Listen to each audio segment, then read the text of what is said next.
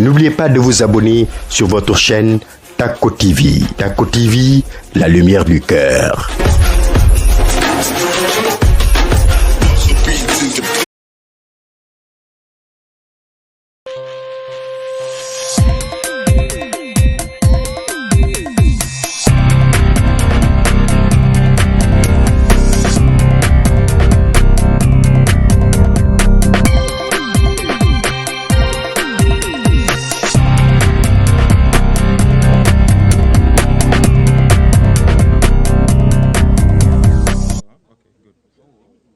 Donc, Gagné, on va commencer dans 1 minute.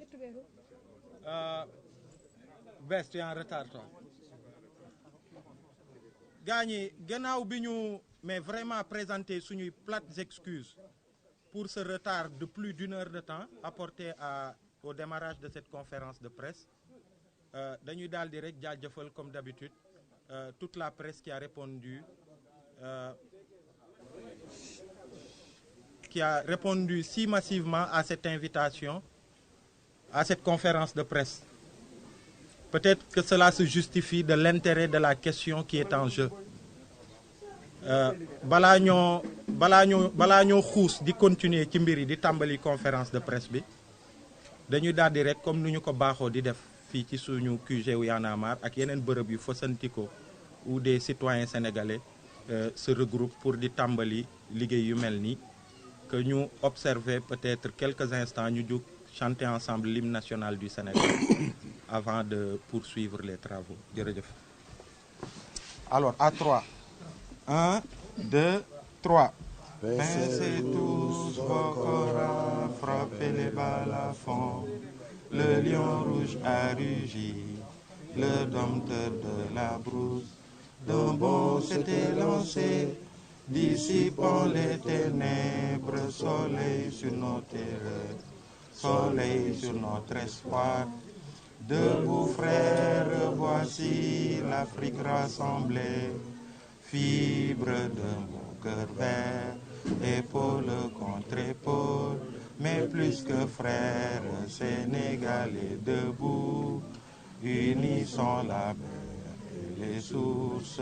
Unissons la steppe et la forêt, salut l'Afrique mère.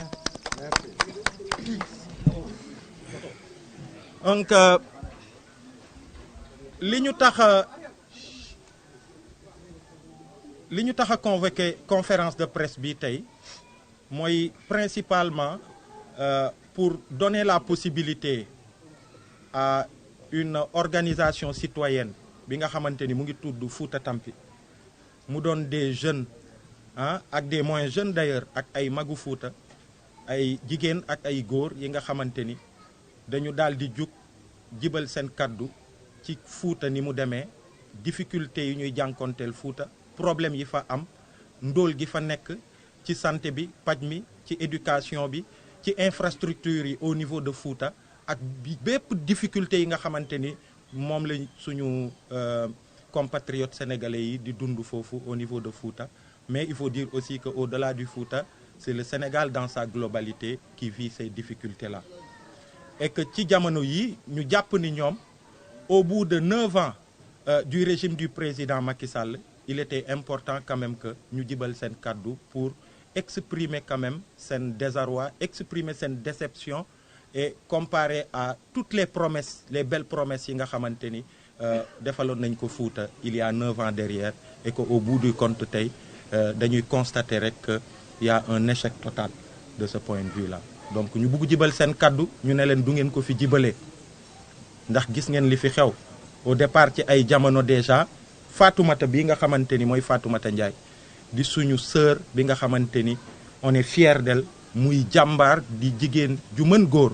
mu ànd ak ñeneen ñi nga xamante ni ay frère am lañu ay sœur am lañu ay nijaayam lañu ay papam ay yaayam au niveau de Fouta ñu yëkkati xeex bi te Fouta rek tax politique taxul leneen taxut ñu ci dox di ci wax ñu ne leen du ngeen ko fi waxee ba gis ngeen fi mu démarré woon au départ mooy ay menaces de mort yu ñu ko doon def ay nervis yu ñu ko doon yónnee ici à Dakar yu ñëw këram daanaka man bi ma koy gis il y a 2 semaines mu ne ma toxu naa en l'espace d'1 mois toxu naa 3 fois parce que mujj nañ ñëw ba yónni ay nervi kër gi ma nekkoon ñu ñëw ma sécurité était menacée ñu jóge ci loolu président war a ñëw au niveau du Fouta ñoom ñu jàpp ni ndaw yi nga xamante ni ci campagne électorale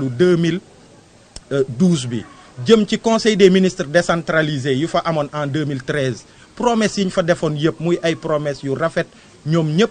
ñu amoon ci espoir gis nañ ni au bout de 9 ans ça n'a pas été tenu ñu jàpp ni président de la république buy ñëw ci suñu gox yoon la en tant que citoyen autant ñenn ñi dinañ jël kaddu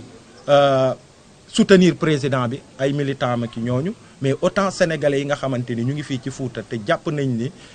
Fouta metti na que Fouta liñ ko promettroon yëpp mujjul antu que war nañ mën a taxaw ñu jibal kaddu googu ba président mu yëg ko ñu ne leen du fi amee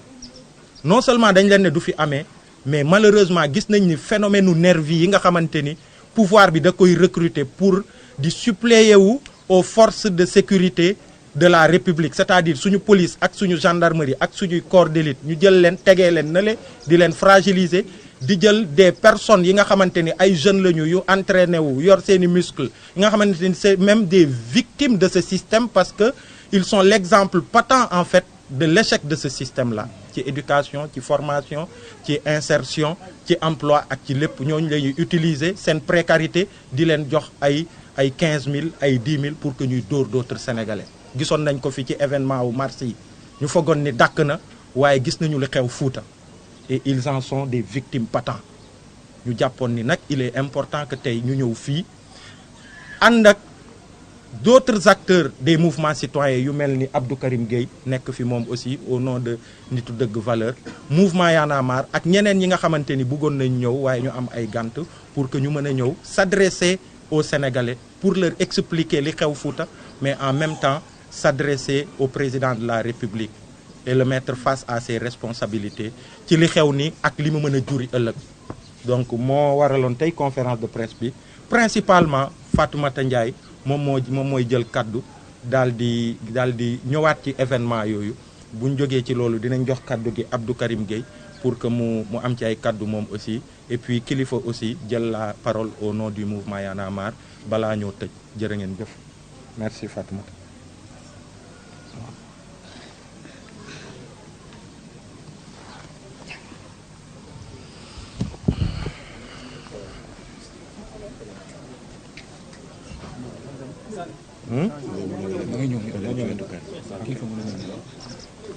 Oui. Oui. Ma?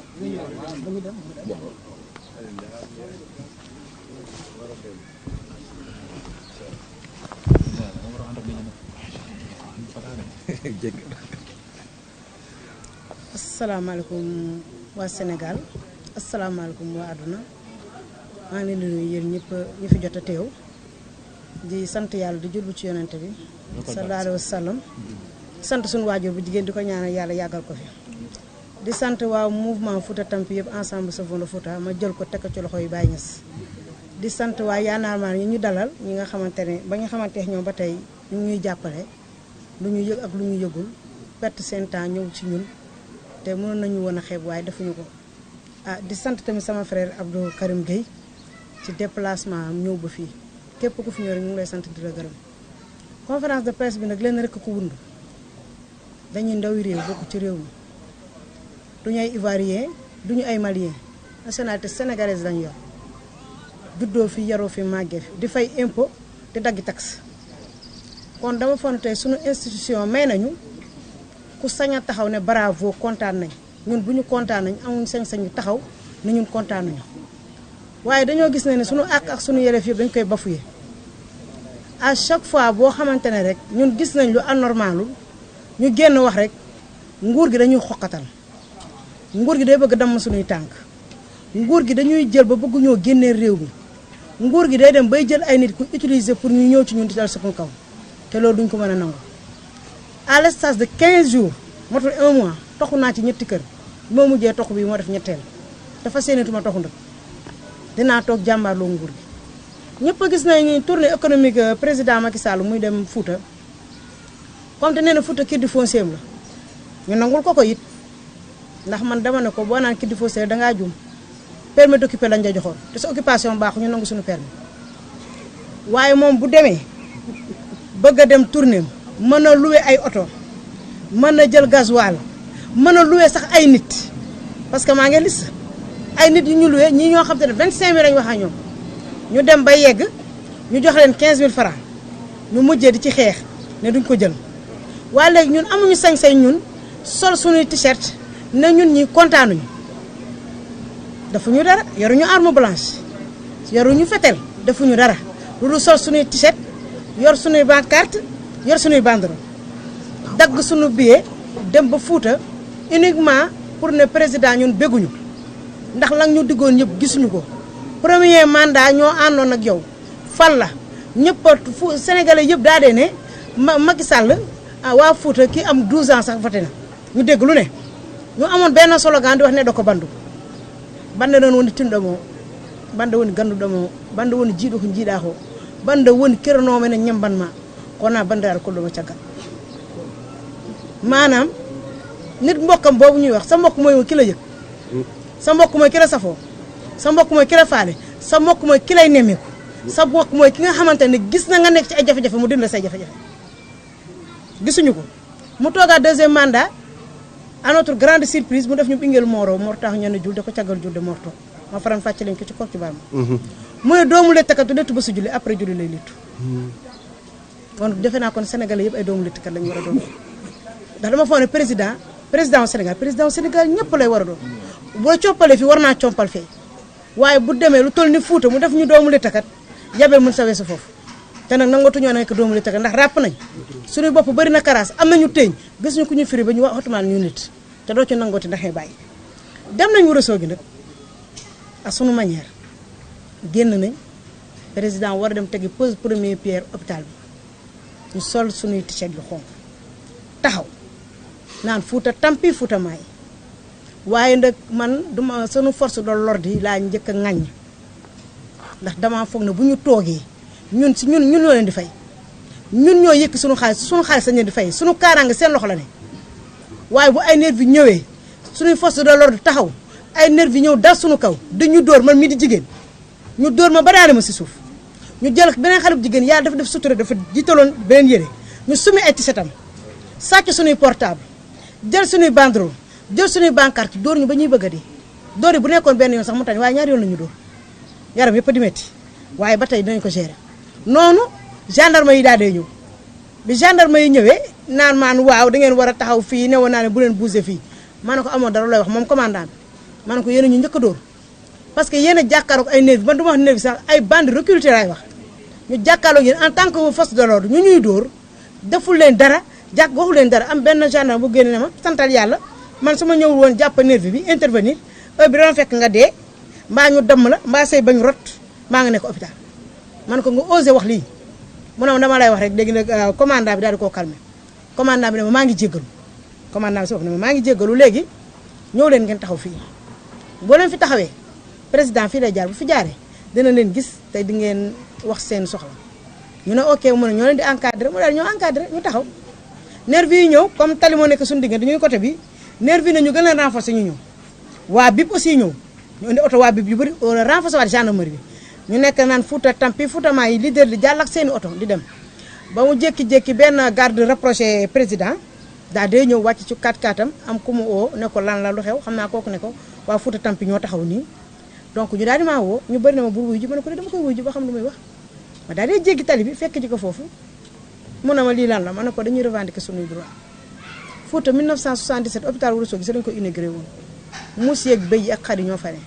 boo amee malade sax amoo sañ-sañ yóbbu ko fa boo fa yóbboo malade bu sonn ñu war kaa defal analyse bi dañu la koy bindal ne la demal ba Touba nga defi foofu analyse bi yaa sa malade nga door a ñëw di sawat muy lu kenn mënut a xam may wax mu ne ma waaw bu nekk même bu nekkee loolu amu leen droit di sol fii tiset yu rouge du fi taxaw ma ne ko si tax ñuy sol tiset rouge dañ fi taxaw mu ne ma avancé leen ba ci kanam a kanam ma ne ko du ñu avancé fenn fii la ñuy taxaw suñuy droit lañ ñëw te kenn du ko dindi ah mu dugg ci otoom dem woo benn nervi wax ak moom dugg ci otoom dem 5 minutes après président war a yegg si nervi ci boppam ana nervi ak sànni nit bomb rek nëpp grenade nervi yi sànni ñu grenade ñëw dalaat suñu kaw gaañ ñu bëri nangu ay portable def lu leen neex samay garde du corps rawale ma ñu daw dugg benn kër bu ñu duggee benn kër am benn xale bu góor bu yor jakata xaw ma ko sax mu daal di daw ñëw ne Fatimata Ndiaye laay seet sama garde du corps ne du ma yegg si mu ne ko dimbali ma ngir yàlla ñu yegg si ma yegg si moom dama ko bëgg a dimbali vie mu ngi en danger xaw ma ko yàlla xam na ne ba tey xaw ma wàcc mu daal di ñëw ne ma génnal dëkk bi léegi bon maire dëkk Ourossogui j'ai oublié son nom Moussa Bokar Thiam ay nerviem lañ ñu jël ñaari auto pick-up que bi ma génnee manifestation ma duggaatuma sama kër fi ñu wàccoon luwe jël ñaari auto pick-up ba sama biir kër ay nervi pour ñu attaqué waat ma ñu wax ñu yëg ñu obligé sama ñoom di jaay ak ñeneen ñu daadee indi ay oto ma obligé génn oto bi ma duggoon duggaat ci beneen oto bi Ourossogui nga njëkk a yëg jot ko Kanel mais ñu daw rawale ma ba Kanel ba ci àllu Kanel bi ñu toog ko ba Guéwé passé ma rallier Dakar jël àll bi di daw pour rallier waa Dakar ñun xanaa ñu duñu ay sénégalais te sénégalais yi yëpp laa jël en témoin gis nga problème mu nervi bii buñ ci teelul la jóg fere ne ko fi mu jëm du baax ba jamonoy baax force de l'ordre moo waroon taxaw sécuriser ñëpp waaye ay bande recruté ñuy jàpp ay doomu aadama di leen dóor ci kanamu force de l'ordre duñu wax dara duñu wax lenn jot na nag ñu dañ ko man nag Fane Ndiaye damay wax man dama part personnel dama koy wax te lu ma ci góobee gar ko dinaa ut sama arme dinaa ut sama permis si jigéen laa ku ma attaqué ti danaa dal sa kaw lu ma yoon may ma jël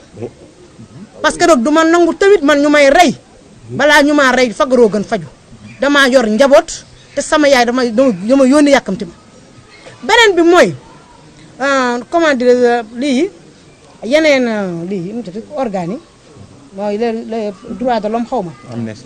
ñoom Amnesty ak ñoom ñëpp ñu ngi gis nervi yi ni ñuy lëmbaajee kenn nangu wu cee wax dañ cee war a wax kilifa diine yi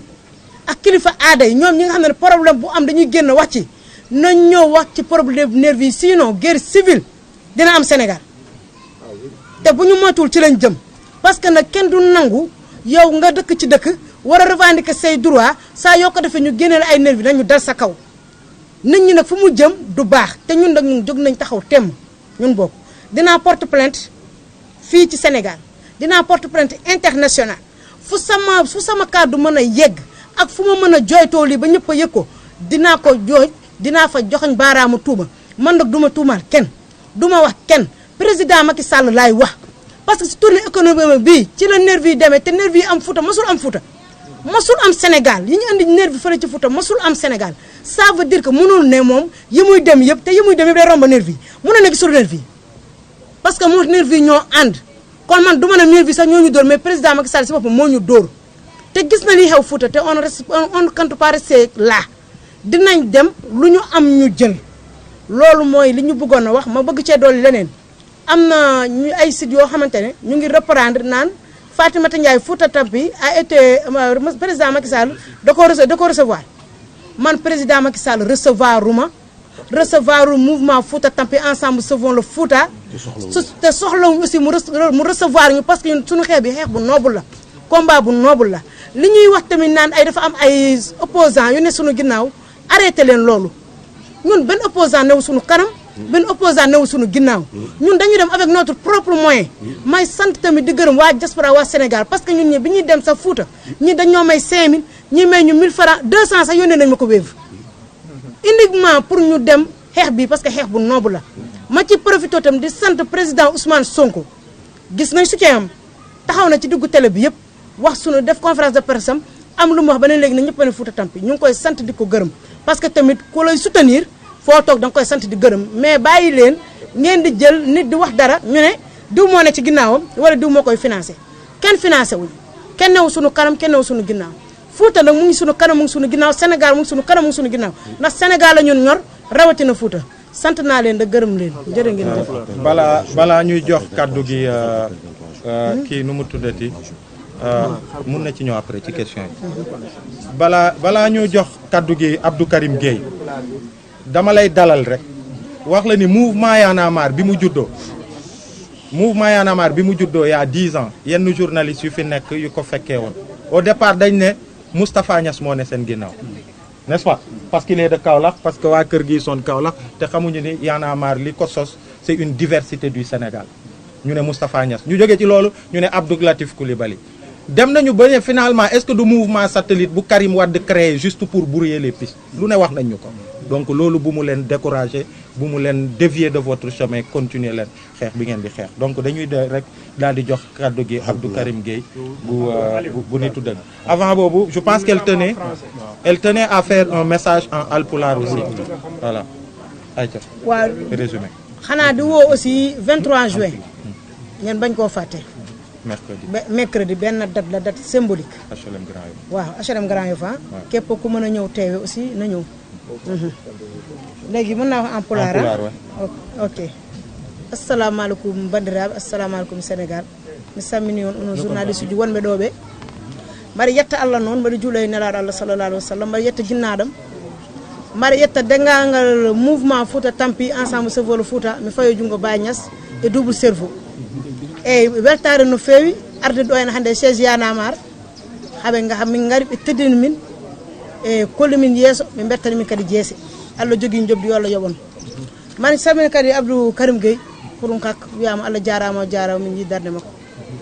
hamin kalda e Fuutankoɓe kala to mbawɗon wonde ɗon goni ɗo jami kisale nden ko Allah wone moon ko arde ɗo tan siftinde holko kewi to Wourossogui e Podor hamin jano toon par ce que président Macky Sall koko yanno tourné économique mi anda tourné politique o luwi ɗo ene otoji men o ƴetti gasoil uji men hay yimɓe luwama nawama pour yimɓe fo yo dar mbiya est ce que Seydi Sall a ligguima e Fouta minene min dari min mbi ana est ce que o ligganahi min komin coyno e makko min dañani min ɓonni wutteji amen boɗeji min jogui brancard uji amen e base uji amen min joga he laaɓe min joga he layset min joga he kaaƴe sona yaade holude président min beltayi min dañi noon ko ganduɗa ko bettere e mette ɓernde saabu gande hande ko ɓi Fuutankoɓe ɓiɓe Fuutankoɓe piiɓiɓe Fuutankoɓe ɓiɓe Fuutankoɓe koye mum piiɓiɓe Fuutankoɓe min jalti min darima sona Fouta tampi Fouta maayi feere Fouta boni ala goɗɗum komin mbi à notre grande surprise noon gendarme en tahi darwi ɓiɓɓe ene dari kono nervi ji jani dow amen piimin ɓorti wutteji amen gujji portable uji amen gañi min foof gendarmerie ene dari waɗani haydara nomin kaali gendarme goto wi ko yettu Allah somi yawano arde ma sa mayano ma jungo ma koyngal ma heeli ma ñiiƴe ma collama oɗo saaha joni tawma ko hôpital mijjimi noon en tant que gendarme en tant que mo ganduɗa kañum hande caggal Allah e naalum kañum foti wadde sécurité jogui sécurité men so darima haali ɗiɗo konnguɗi min mi woye wuuram ala haali noon Sénégal min natti andude ko woni Sénégal Sénégal hanki mo ceerno Souleymane Baal haɓano ha indépendance daña Sénégal hanki mo Lamine Gueye darino e Sénégal hanki mo Senghor ganduɗa wonno premier président woodi ko waɗi hen hande oɗon Sénégal mi natti yiɗɗum mi natti andude oɗon Sénégal ɓe jani amen ɓe piimin gendarme ko ɗum wi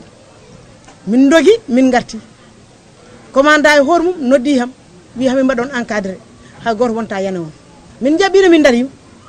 min darima hamin ɓe Fouta Tampi Fouta maayi min tinani min matani taw président ne ara 5 minutes à l'avance guila président arde ɓe ganda président joni yetto ƴeewe nervi e hoore mum so ƴetti ɗum ɗo comment dire grenade weddude nedde weddade yimɓe police ene dari gendarmerie ene dari biɓe ene dari ala ko kaari est ce que wuuram est ce que leñolam mi anda min to paami ñane do min beddimi grenade ñane do amen piimin gañi min gendarme ala ko waɗi bandiraɓe mbaɗon nodda kilifaɓe diine ɓe foof ceerno Sama Sama rabbi mi yima aɗa haala hen no Macky Sall are maɗo onon foof kilifeji diine e kilifeji aada Allah haali noon ceerno Cheikh Oumar Bachir Tall eɓe hamin nodduma ya haalde Macky Sall guila e joni so wona ɗum koye guerre civil ji mi to jooriyade saabu minen komin ɓiɓɓe leñol komin sénégalais naaɓe min gona malien naaɓe min gona congolais ji ko nationalité sénégalais min jogui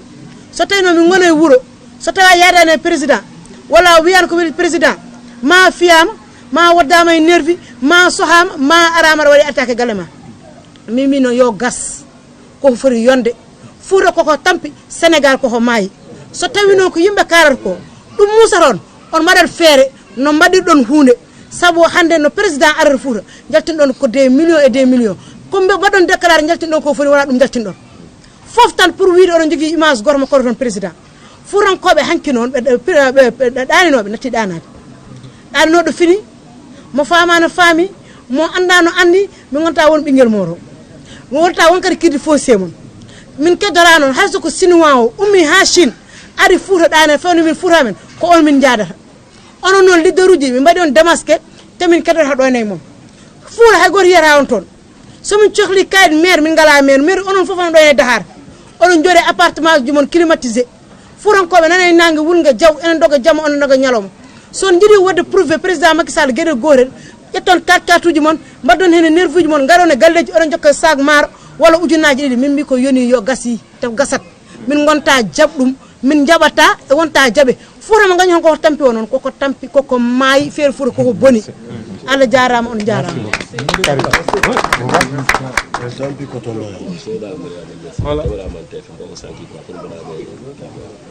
Seyda Mariama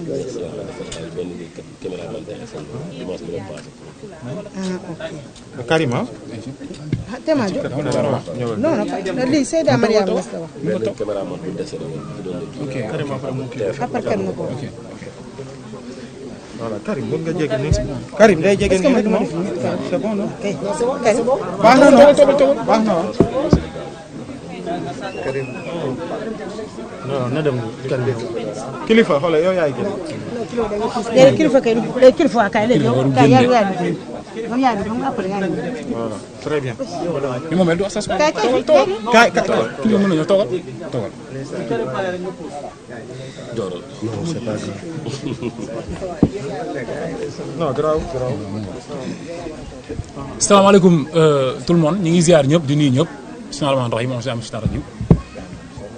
ñëw rek pour wax si juste rek en tant que activiste en tant que membre du mouvement Nittu Dëgg Valeurs fekk si suñuy confrères waa Y'en a marre ak suñu sister brave sister ak waa Fouta Tampi yëpp nga xamante ni dañoo def loo xam ni ñun gis nañ ni daanaka xaw mi ngi bëgg yàgg def na 9 ans wala plus 9 ans Macky Sall mi ngi def 9 ans mi ngi bëgg def 9 ans ci pouvoir bi ñuy jox ci politique gu Sénégal ci image yu Macky Sall di joxe image boo xam ci Fouta loolu amul du dëgg te amuñu woon en fait occasion boo xam mën nañu ko wane parce que dañuy wax ne mbéjum kanam borom a koy fajal boppam mënuñu jël place waa Fouta ñun taxaw en tant que activiste dem fa xeexal leen seen xeex te ñoom ñooy dund li nga xam moo nekk foofu noonu léegi nag politiquement dafa am loo xam ni ñoom dañ ko réussir woon ci ay image yoo xam ni au fait du dëgg mooy comme li Farba Ngom di def nga gis yeneen di ko def biir Fouta jaay doole beeg ñoom yàlla daf leen natt ñoom gàcce bu rëy rëy ba ñu amee ay jàmbaar yu mel ni Fatoumata mi ak yeneen membres yi nekk si ginnaaw muy Fouta Tampi tukulóor nag dafa am lu yàlla bind si fu yàlla bindee tukulóor loo ko mën a waxal bëggul fen bëggul sàcc am na diine te yii bu nekkee si nit man gisuma leneen laa xam ne am war na manqué na ko loolu nit mën a waxal tukulóor Fouta laa gis récemment yàggul ay nit di sàcc béta kii ay comment dirais-je des vol de bétail yi nii ñu jàpp leen dagg seen loxo comme ni ko diine waxee man Fouta laa ko gis li ma wax yàggul matul 3 mois c'est-à-dire pour wax juste rek pour wax leen ni ñooñu dañoo am ay valeur am lu ñu gëm kon Macky Sall image bi muy prôné li muy doxal Sénégal loolu du image yu Fouta alhamdulilah am nañ ñoo xam ne mën nañu dimbali ci wane ni image yu Fouta du loolu Macky Sall di wane léegi nag dañuy ñëw si Sénégal kër gu amul kilifa Sénégal dañ toll Sénégal boo xam ni kër gu amul kilifa la kër gu amul kilifa nag day am fi ñuy jaay yamba am foo xam ni amul buntu kër heure bu neex ngay baali foofu la Sénégal toll ak Macky Sall en réalité parce que du leader du responsable léegi nag bu fekkee ni askan wi ko fal moom nekkul ki ñu fal matewul li mu doon devoir la ci ñun ñu jug dem récupérer li ñu moom récupérer sunu Sénégal balaa Macky Sall di ko yàq ndax essayé ne ko nu ne ay Aliou Dunguru Sow di wax waxi jaasi fii lu nekk def nañ ko pour indi problème entre Haalpulaar yi ak ñeneen ñi te loolu amul Sénégal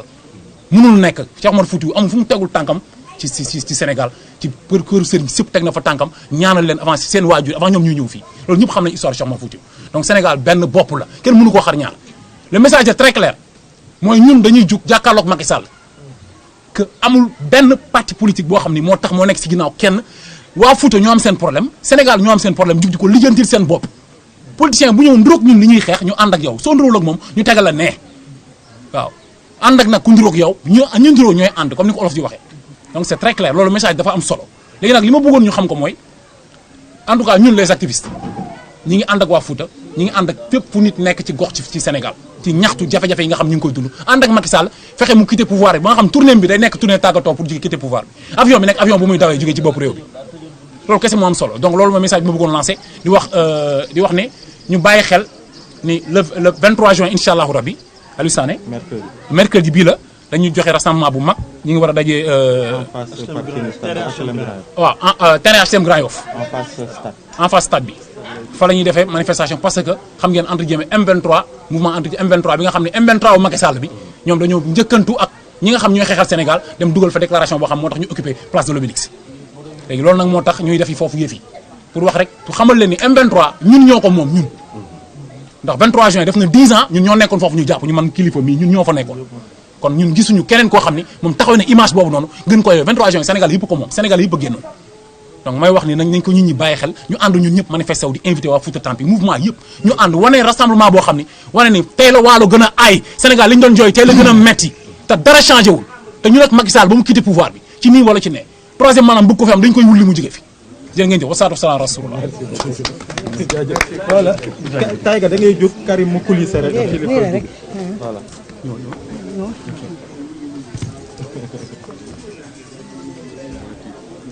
Karim ak kurus gu giri boobu. Salaamaaleykum bandiraɓe min salminan min salmi ni on bon ñu ngi nuyu toute la presse bi nga xamante ni ñoom ñoo def le déplacement ñëw fii ci suñu quartier général suñu cosaan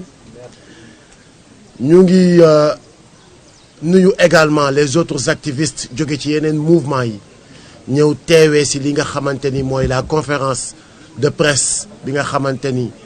Fouta Tampi ñoom ñoo koy def organisé par le mouvement Y en a marre et les autres mouvements di jaajëfal le mouvement Fouta Tampi sauvons le Fouta ensemble sauvons le Fouta ensemble sauvons le Sénégal parce que bu ñu isolé woo rek on devient très faible. L'heure est au rassemblement jot na ñu dajaloo booloo te xam ni nous avons le même objectif et nous avons le même but et le but c'est quoi? C'est de sauver le Sénégal. Le but c'est quoi? C'est de faire comprendre à ceux qui sèment le désordre dans ce pays qui est le président de la République Macky Sall et son gouvernement que ni fii nii du dëkk boo xamante ni on va laisser des voyous ñëw di fi semer le pagaille. On va pas l'accepter.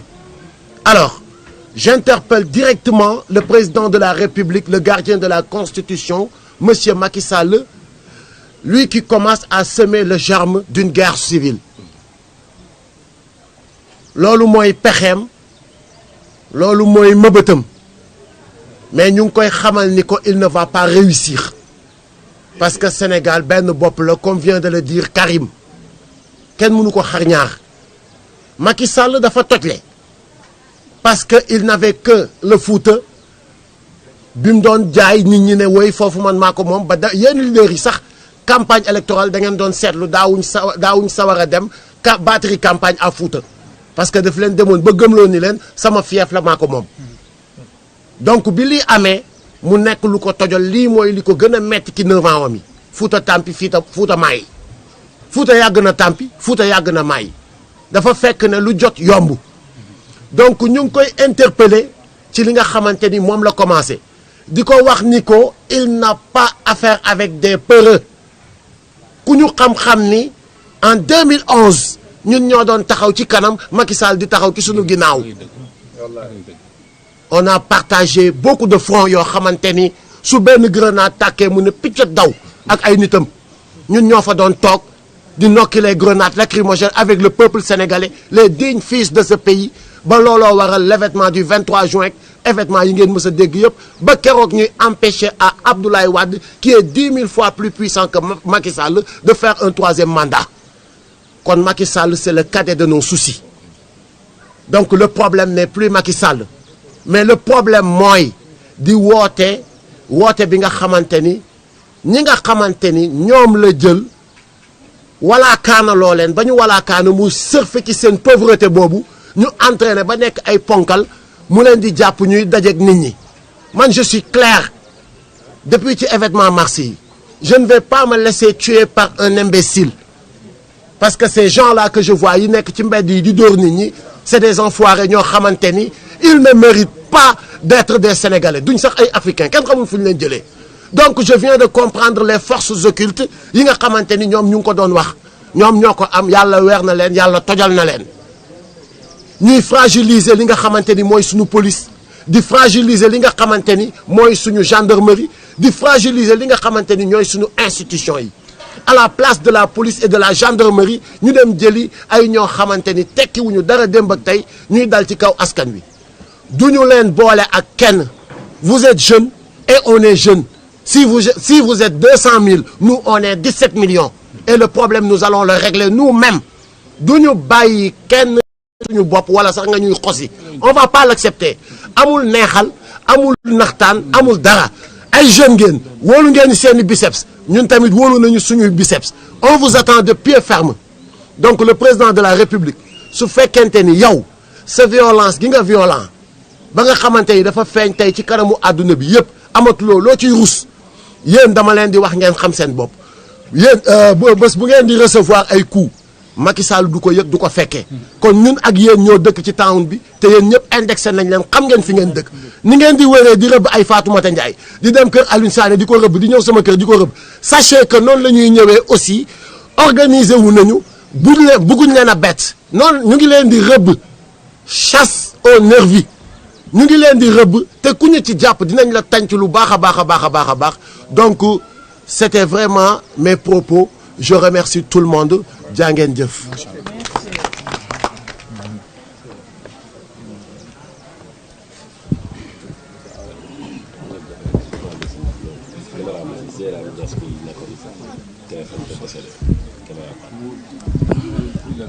donc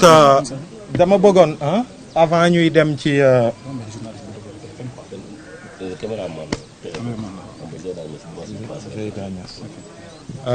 merci beaucoup ci rappel bi di jaale rek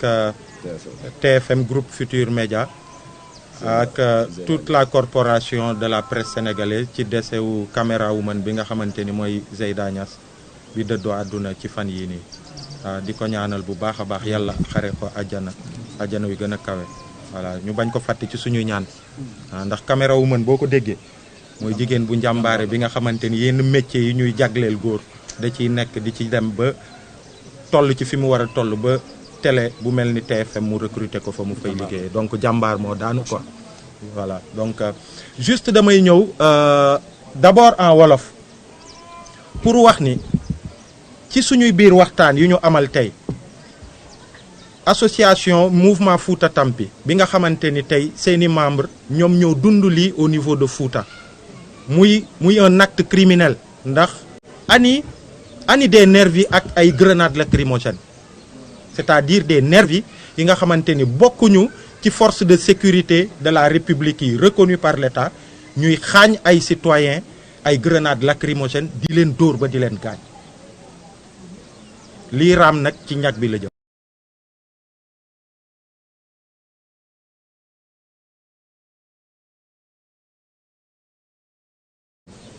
La première chose mooy y aura des plaintes au niveau national et au niveau international dinañ ci ànd ak waa Fouta Tampi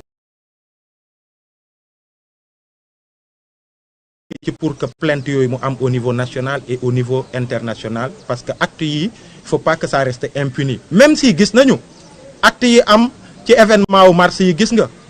sénégalais yu ci ñàkk seeni bakkan les responsabilités n'ont pas été situées amut benn enquête boobu ba tey malgré les revendications du M2D gis nañu Sénégal yuñ ci dóor ba ñu jëlee ci laago ba tey y a rien qui est fait pour que la lumière soit faite sur ça mais lii nii aussi ñëw dolleeku si duñ ko seetaan et que dinañ def lépp lu war pour que justice soit faite au niveau national même si on sait les réalités malheureusement de notre justice qui est tenue par l'exécutif mais au niveau international bu dul tey bu ñu wàccee nguur gi ils répondront de leurs actes muy tey di ëllëg ça c'est sûr ça c'est une première chose.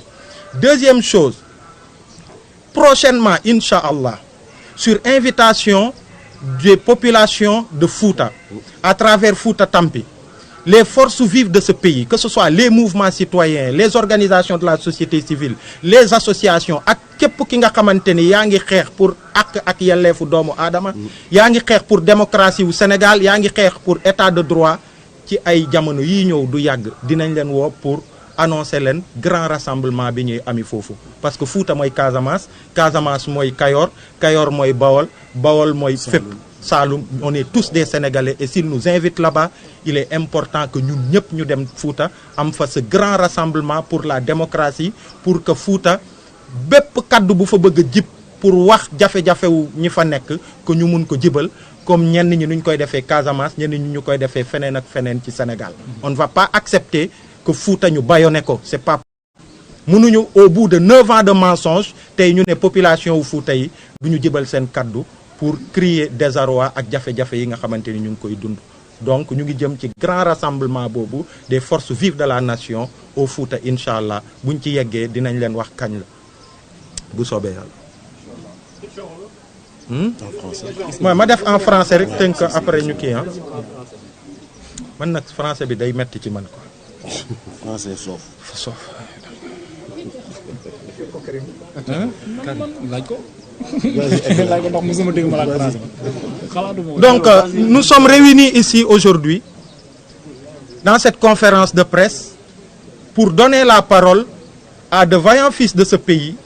des citoyens qui appartiennent à un mouvement dénommé Fouta Tampi, qu'on a vu s'exprimer à travers Fatoumata Ndiaye qui est là. On a vu que depuis plusieurs mois, Fatoumata Ndiaye et d'autres fils de ce pays, qui sont de Fouta, qui est une zone de ce pays-là, s'exprimer pour constater que depuis tous ces 9 ans qu'ont duré, en fait, depuis tous ces 9 ans centralisés où Fouta s'est vu promettre monts et merveilles, ils se sont rendus compte qu'au bout de 9 ans, Fouta n'est pas sorti de l'ornière. Au contraire, les Foutanké ont encore des difficultés d'accès aux soins. Elle a parlé de l'hôpital de Fouta et toutes les difficultés qu'il y a là-bas, des femmes qui continuent d'accoucher sur des charrettes, des difficultés liées même aux médicaments les plus basiques ou les soins les plus basiques dans les hôpitaux à Fouta. Elle a parlé de toutes les difficultés et des richesses de Fouta qui sont en train d'être pillées et être acheminées à l'extérieur du pays, alors que les Foutanké broient le noir. Donc depuis plusieurs semaines, Fouta Tampi s'est levé, cette voix a tonné, elle a tellement retenti que tout le Sénégal s'en est approprié, au point que maintenant on parle de Kaolack Tampi, Sénégal Tampi, on parle de tout Tampi. Et on a vu aussi des figures de Fouta Tampi comme Fatoumata. Tout ce qu'elle est en train de vivre comme persécution, comme menace, et au-delà de la menace, on a vu qu'il y a quelques semaines de cela, en l'espace d'un mois d'ailleurs, elle a dû démissionner, elle a dû déménager de ses logements à 3 reprises. Juste parce qu'il y a eu ces menaces de mort, mais au-delà des menaces de mort, des nervis lui ont été envoyés dans sa résidence ici à Dakar, aux HLM Grand Yoff, pour s'attaquer à sa vie. Et pire, on a vu quand le président Macky Sall, dans le cadre de sa tournée dite économique, quand le président a dit qu'il allait aller à Fouta, ils ont annoncé qu'il était important que d'autres voix puissent tonner à Fouta. Au-delà des souteneurs du président Macky Sall, mais que le peuple Fouta, la majorité populaire de Fouta puisse s'exprimer pour crier son désarroi, pour que le président puisse entendre leurs cris de cœur et leurs cris qui symbolisent un ras-le-bol. Et vous avez vu ce qui s'est passé là-bas. Ils étaient là pacifiquement avec leur t-shirt rouge pour dire Fouta Tampi. Qu'est-ce qu'on a vu? On a vu à côté des forces de sécurité publiques qui étaient là, essayant de gérer la sécurité, il y a eu une centaine de nervis qui sont arrivés s'attaquer à eux. Et Fatoumata vient de nous dire que des nervis qui ne sont ni policiers, ni gendarmes, encore moins corps d'élite de l'État, prendre des grenades lacrymogènes qu'ils ont pris je ne sais où pour les jeter à des citoyens qui n'avaient que leur t-shirt et leur cri pour dire Fouta Tampi. Au-delà de ces grenades lacrymogènes, Fatoumata vient de nous dire qu'elle a été bastonnée, que d'autres femmes ont été bastonnées, que des jeunes ont été bastonnés jusqu'au sang. Ils ont été obligés de fuir Fouta et d'aller dans la brousse pour pouvoir rallier Dakar. Des femmes déshabillées nues. Et ceci est un précédent dangereux. Ça fait maintenant un bon bout de temps, depuis des mois, que les Sénégalais s'inquiètent de ce phénomène des nervis qui est en train de prendre des proportions inquiétantes dans ce pays. Et on a vu qu'à chaque fois en Afrique ou ailleurs que des choses comme ça ont commencé, ça a fait le lit d'une guerre civile. Et on ne veut pas de cette guerre civile au Sénégal. Mais à l'impossible, nul ne sera tenu. Parce qu'aucun Sénégalais ne restera comme ça. Regardez d'autres Sénégalais qui sont eux-mêmes victimes de l'échec des politiques publiques en matière d'emploi des jeunes, en matière d'éducation et d'insertion, être utilisés par le pouvoir pour des sommes dérisoires, à s'attaquer à d'autres citoyens et rester comme ça à leur tendre une autre joue. On ne leur tendra pas une autre joue. Et on met le président de la République, Macky Sall, face à ses responsabilités. Kilifeu vient de le dire. Et de plus en plus, ce à quoi ça va nous mener, c'est que les gens vont s'organiser. Quand un nervi veut s'attaquer aux gens, mais attends, on ne va pas les regarder faire. On va riposter. Et c'est ça. Et Mungini, c'est une jeune Sénégalaise, une brave dame, et elle vient de le dire. Elle ne va pas les regarder, la tuer sans rien faire. La prochaine fois où ils essaieront de s'attaquer à sa vie, mais il y aura une riposte qui sera à la mesure de l'attaque. Et ça, au-delà du président de la République, Macky Sall, il est important qu'on lance un appel, mais vraiment un appel aux forces de défense et de sécurité républicaines de ce pays. Notre police est connue pour son caractère républicain, pour son expertise qui est tant louée en Afrique et partout dans le monde. Notre gendarmerie aussi. Mais qu'est-ce qui est en train d'être fait de cette vitrine-là du Sénégal à travers ces forces de sécurité? On a vu à Fouta des nervis même obstruer sur le travail des forces de sécurité. On a vu des nervis repousser des policiers et des gendarmes dans un pays comme le Sénégal. Et ça, il ne faut pas que ça continue. Je ne sais pas s'il y a quelque chose que je n'ai pas dit. Et l'autre chose, c'est d'appeler toutes les forces vives de ce pays. Parce qu'il y a ce qui reste du 23 juin. Il faut le dire comme ça. Parce que quand on parle du 23 juin, on pense à Abdou Karim Gueye qui a été enfermé le 22 juin parce qu'il a voulu manifester. On pense à Kilifeu et son visage qu'on a tous vu qui était enflé, tuméfié. Parce qu'il a reçu des coups de crosse de la police. Alors qu'il n'avait rien, il n'avait pas de pierre, il n'avait rien. Mais on était tous devant l'Assemblée nationale pour manifester. Tous ces visages qui symbolisent le 23 juin, ainsi que d'autres qui ne sont pas là aujourd'hui, ont vu qu'aujourd'hui, ce qui reste du M23 est manipulé par le pouvoir pour arracher en fait au peuple sénégalais cette date historique du 23 juin. Ils se sont même empressés d'aller investir en fait cette place de l'Obélisque où on voulait tenir cette manifestation. Mais il n'y a pas de souci, on leur laisse cette place. Mais on appelle les forces vives de ce pays à ce grand rassemblement de tous les Sénégalais qui pensent que l'esprit du 23 juin doit prévaloir et qu'on doit porter haut le flambeau du 23 juin pour dire non à un troisième mandat, à une troisième candidature au Sénégal. Il faudrait qu'ils viennent au grand rassemblement qui se tiendra au terrain des HLM Grand Yoff, qui fait face au parking du stade Léopold Sédar Senghor, ce mercredi 23 juin à 15 h, Inch'Allah. Voilà, merci beaucoup. Les deux points essentiels sur le rassemblement avec les Foutanké et la plainte au niveau national et international en France. Lolo Karim. Non, Karim, wolof la, bobu wolof la. Ok. Donc, nous disons aussi que à l'issue des discussions, il a été retenu avec nos frères et nos sœurs de Fouta Tampi que ceci ne pourrait pas rester impuni. On a vu durant les événements de mars dernier que des Sénégalais ont perdu la vie parce qu'ils ont été tués. Et jusque-là, malgré les exigences du peuple sénégalais en matière de lumière sur tout ça et responsabilité et sanctions, rien n'est fait jusque-là. On a vu des Sénégalais qui aujourd'hui sont blessés et sont couchés sur leur lit d'hôpital ou bien sont chez eux, ils ne peuvent plus rien faire. Mais rien n'a été fait pour apporter la lumière sur ça. Et aujourd'hui, à tout cela, vient s'ajouter ces actes criminels qui ont été commis, dont sont victimes nos frères et nos sœurs de Fouta Tampi. Et donc, des plaintes seront déposées ici au niveau national et au niveau international. Et ces plaintes-là, on le dit, certains peuvent rire pour dire que qu'est-ce qui sera fait au niveau national là avec ce régime de Macky Sall et la mainmise que l'exécutif a sur notre judiciaire. Mais leur pouvoir est au crépuscule de son existence. Que ce soit maintenant ou quand ils quitteront, ils répondront de tous ces actes au niveau national et au niveau international. Il faut compter sur nous pour ça. Pour ce qui s'est passé à Fouta et pour toutes les autres choses qui se sont passées ici au Sénégal, qui restent impunies. Donc ça, c'est une première chose. La première chose, c'est que nos frères et nos sœurs du Fouta ont invité toutes les forces vives du Sénégal à un grand rassemblement au Fouta dans les semaines à venir, Inch'Allah, prochainement. Et quand nous arriverons,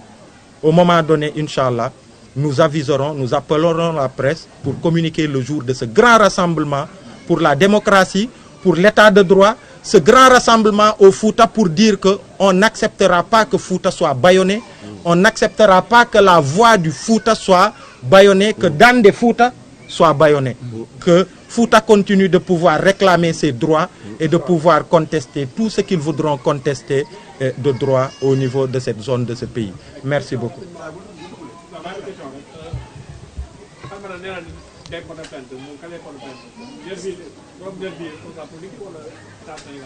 Voilà, on va loolu dinañ ci liggéey voilà son grand ci boobu d'abord mooy plainte bi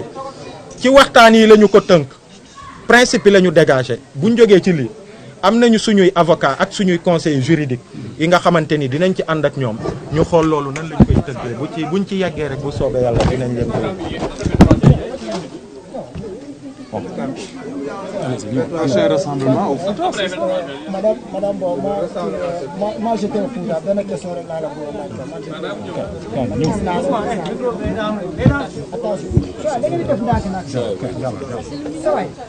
il faut respecter les autres aussi.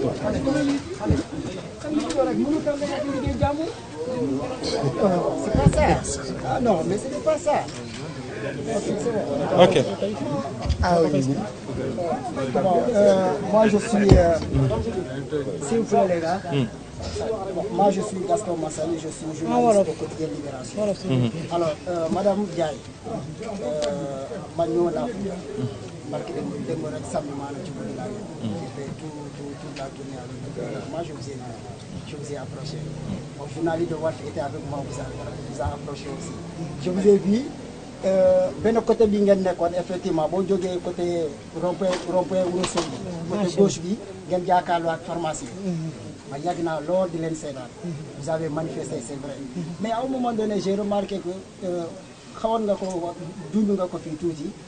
policier gendarme bi ñëw nañu di wax ak yéen pendant très longtemps amuloon problème mais donc à un moment donné quand le président approchait finalement tout a dégénéré mais instant boobu noonu lan moo xewoon man loolu laa bëggoon na xam quoi parce que jàkkaarloo ngeen ak gendarme lu yàgg amul problème ngeen di manifester gendarme bi kii di romb di leen di romb ak yooyu noonu léeg-léeg ñu xaw leen a pousse mais tout d'un coup tout a dégénéré moi j'ai vu une femme loolu laa la bëggoon laaj tamit kooku lan la mujjee parce que je l'ai vu vraiment couchée et puis elle était malmenée kooku lan la situation bi demee kooku nekkul woon yow mais kooku noonu laa bëggoon a xam kan la woon ak lan la mbiram ci demee tey. waaw merci beaucoup ci question bi kooku nag xaw naa sonn parce que dañ koo gaañ ci ñun la bokk mais sant yàlla dama xuley te bàyyi woon ko xuley de wana Maymuna waaw mais ça va sant yàlla beneen bi mooy comme te yaa ngi newoon nga sur les lieux kon yow war ngaa gis action bi ñun gendarmerie si boppam dañoo piégé parce que un moment bu donné war ngaa gis dañoo jël ñetti oto dañoo njëkk a indi benn oto teg si kanam indiwaat beneen oto teg si kanam indiwaat beneen oto mu ñetti oto ñu nekk ni ci ginnaaw duñu gis fii ñeneen ñi nekkoon côté bee di ñu seetaan duñu mën a gis si laa ne leen yéen ngi bafee suñuy droit ñun boobu xamuñu woon lu xew mais oto yi dañ teg suñu kanam bi ma demee ci commandant bi dal seen kaw ne amuñu droit def mañ ni ñu ngi bafee suñuy droit si dañ jël benn oto bi yóbbu après yeneen oto yi ci la dem automatiquement ci la lacrymogène bi ñu noonu rek la ñu koy yëguñu daal fi ñu taxaw nag nga foofu lañ taxaw comme te yaa ngi fa woon waroon ngaa gis action bi ñetti oto yi ñun dañoo bett ñaar yëpp. après 23 juin yan initiative ngeen jël après 23 juin waaw. mais Aliou Sané répondre na question boobu il a répondu mais xam nga répondre na ko pourquoi vous avez reposé la même question waaw mais loolu la wax sànq. allez-y. waaw ñun instant yi toogaay dafa jeex si ñun ndax dañoo nekk si jixaat après le 23 juin incha allah danañ dem Fouta waxaax askanu Fouta ñu bàyyi sorogaan ne doo ko bandum ñu bàyyi sàkku ceeb bi ñu leen di leen si tegal ñaari junni bu ñu lekkee far ñu dellu suñuy jafe-jafe pare nañ pour yee peuple Fouta gi yëpp te ñoom sax yeewu nañ ba pare ndax li am Fouta mos faa am mais gën leen a soññaat gën leen wax ak suñu yaay yi ak suñu papa yi pour ñu bàyyi sorogaane da ko bandum ñu xool ki nga xam te ne mooy ñëw yóbbu ñu suñu Fouta kanam loolu lañ fa seen def incha allah. jërëjëf. yaakaaroon itam da ngay jël risque dem Fouta ak ndax sa combat bi am na soutien. waaye xam nga fi nga taxaw sa risque la lépp a ngi ci loxoy yàlla nit ki boo gëmee dara di ko def da nga ciy dem ba jeex bul xalaat sa ginnaaw yàlla du sàkk ci fanweeri day fi ko juróom man damay dem ba jeex lu mu am jël bu fekkee foog ma dee wala foog ñu tëj ma ci la Sénégal di moomee boppam ci la Fouta di gisee boppam man je suis prête à me sacrifier. waaw. non wéetu waaw wax dëgg yàlla ñoo ngi sant yàlla ak yonente bi bu ma nee man mouvement bi ci boppam daf ma ëpp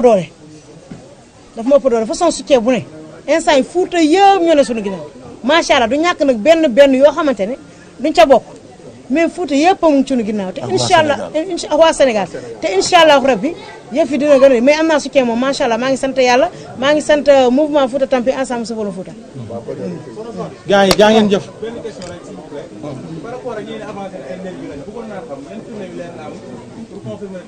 bon. am naa ci firnde parce que am na benn nervi sax bu ñu ci xàmmee ñun. waa ndokkam booy Kane la tudd bu ñu ay nervi lan lañ ay bandi yéen gis ngeen. loolu nan la mën a ana seen i carte. lu ñu wane pourquoi wane wuñ ko lu tax soluñu seen i tenue. suñu police doit gérer noonu. suñu police ak suñu gendarmerie doon assuré noonu. police civile gouvernement la ñu wax wala liggéey jeex. c'est bon. gaa ñi jaa ngeen jëf waay. merci.